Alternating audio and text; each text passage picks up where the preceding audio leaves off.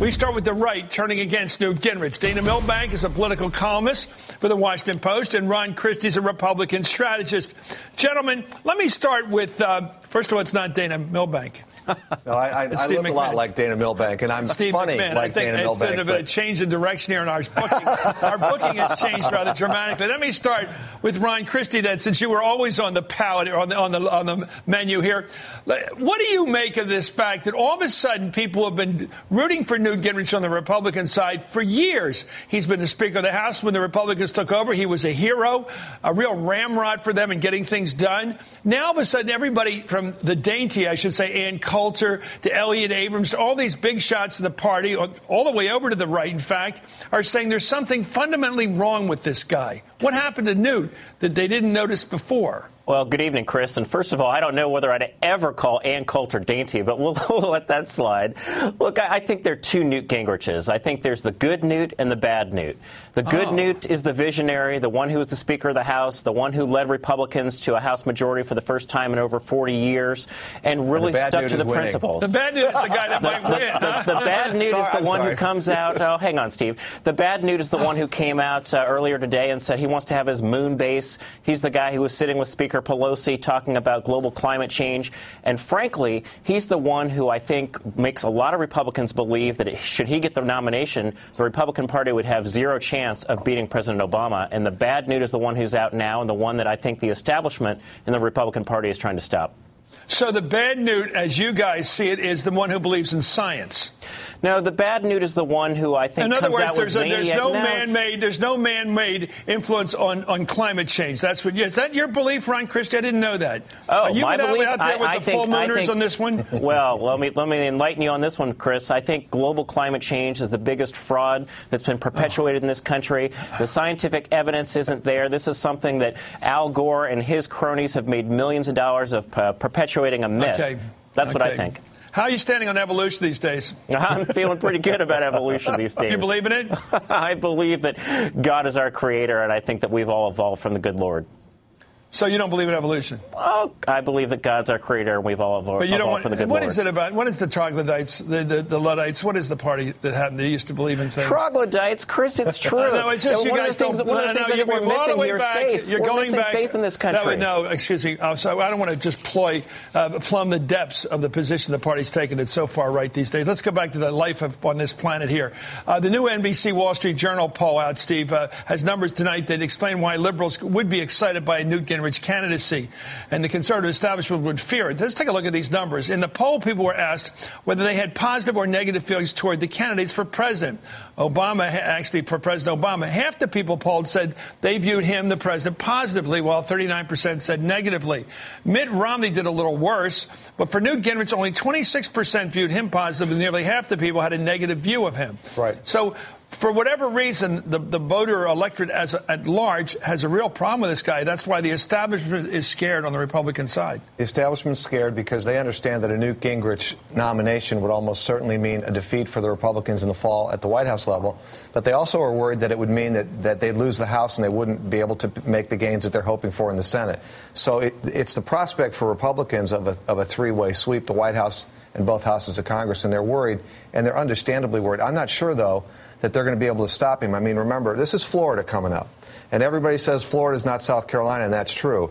But there was a guy just like Mitt Romney who was sort of a moderate, and he was glib, and everybody around Washington thought he was perhaps going to be a national candidate someday. His name was Charlie Crist. He ran for the Senate, and he was defeated by a Tea Party candidate, Marco Rubio. And Rick Scott, another Tea Party candidate, won the Republican nomination for governor. So this is a good sign for Newt Gingrich. Ron, what kind of a party the Republican Party is in Florida? Is it a right-wing party, a center party? Is it more conservative than it used to be? Based upon what Steve said and what I've heard, it has moved to the right. I think it has. I think it's more center-right than it is anything else. I think certainly Marco Rubio was elected to the United States Senate based not only on conservative support, but by the support of independents and Democrats. I take one exception with what Steve said. I do agree that should Speaker Gingrich win win in Florida. That would cause a lot of heartburn for the Republican establishment. But if you look at the latest polls, Steve, Governor Romney is up. I think Governor Romney has the organization, the momentum to win in Florida. Okay, and that would position him very well for the remaining contest. Well, the only question I want to know is the party moving to the right down there enough to actually win it for Newt? And if the party's moved that right, what right is the establishment got to tell the party not to vote for the guy they want to vote for? Let's take a look at these poll numbers we showed you. It's perhaps not surprising that many Republican leaders are panicked about a potential Newt candidacy. Today, Politico, the news magazine, put out it this way. It's as if the conservative media over the past 24 hours decided Gingrich is for real, and they needed to come clean about the man they really know before it's too late. All of a sudden, when here overnight, the Judge Report, for example, led with a headline saying Newt had repeatedly insulted Ronald Reagan. It linked to a devastating article in the National Review. Ann Coulter, who has said she supports Mitt Romney, wrote that the best way for Republicans to help the president get his second term, or actually, would be to nominate Newt Gingrich for the Democrats. Let's listen to what she said on Fox News this weekend. Having, a candidate who goes out and calls Obama a Kenyan colonialist or a socialist, that's not what you need. And at the same time, with Newt Gingrich, you get the name calling for the president, very popular with the Tea Party crowd in South Carolina, not so popular with independents, but he won't put a fence on the border. But he wants amnesty for illegals. But he took $1.6 million from Freddie Mac. But he attacked Paul Ryan's plan on Social Security. So, with Newt Gingrich, you throw out the baby and keep the bathwater.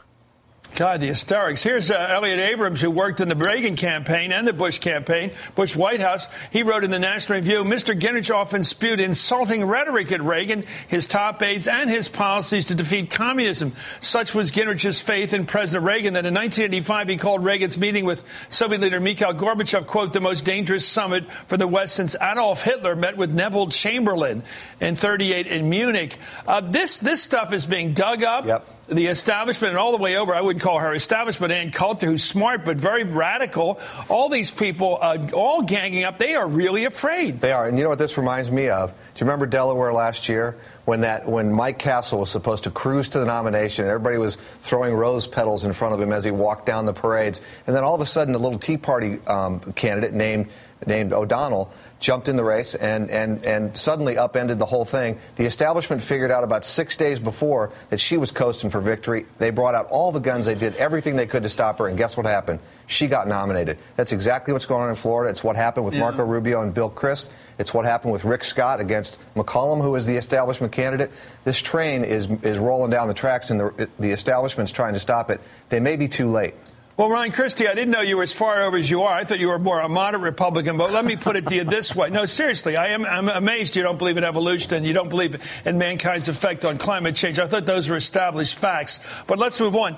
It seems to me that your party wants to have the wild people, the Tea Party people with the pitchforks, if you will, help them win a majority in the Congress. They love getting Tea Party support. The wilder, the better. The more demonstrations, the better. The crazier the placards, the crazier the beliefs, fine, as long as they vote Republican and give you control of the House.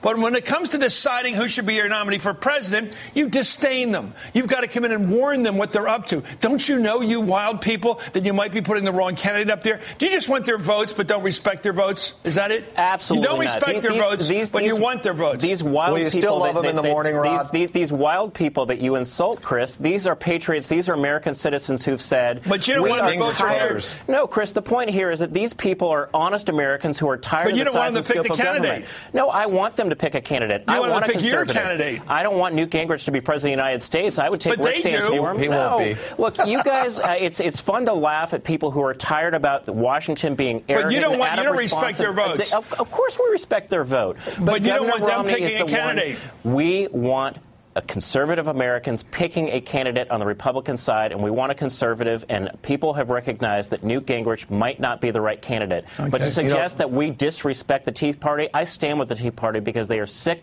and tired of this government the way that it's run. What's going on right now, the establishment of the party, and I include Ron Christie and the establishment, are all running around scared to death. We got trouble in River City. All of a sudden, they're afraid that the people that they have loved to have vote for them are picking somebody that they don't like. That's exactly right. And it happens all the time in primaries that the base rises up against the Sharon establishment. Angles. Newt Gingrich has two things going for him. Number one, he just projects strength. And you could disagree with everything he says, but he's very, very strong. And Mitt seems a little timid. And the second thing he has going for him is what drives independents away. And if you can see it in your numbers tonight in the new poll.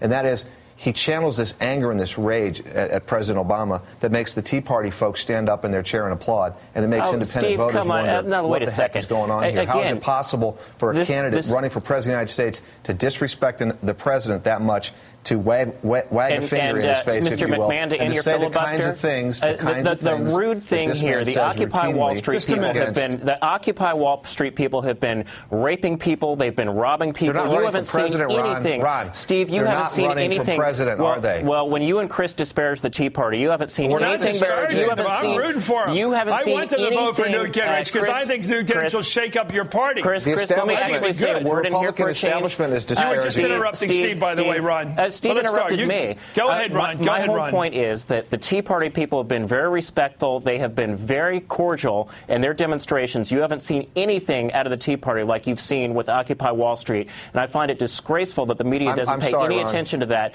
And the Tea Party folks are the ones who are saying, we need a new direction in this country. We need a new president. And they are peacefully at the Capitol last year when they were saying racial epithets to African American members of Congress. Name one. Maybe I was there at several. Steve, come on. Maybe you weren't there then. Actually, Steve, there has never been an actual proven instance where there's been a racial epithet against this president. That's a lie. You know it, and that's a proper narrative for scared Democrats to throw out there. African American members of Congress, Ron, you know that there Steve, has been. I was actually at that rally at Capitol Hill, so that is not true. You guys can continue to make it up. The people in this program have seen the Hitler posters all over these Tea Party meetings, and they've seen them at all the demonstrations. They've seen them with their own eyes. They don't need to be told what they saw. Anyway, thank you, Ryan Christie. Thank you, Steve McMahon.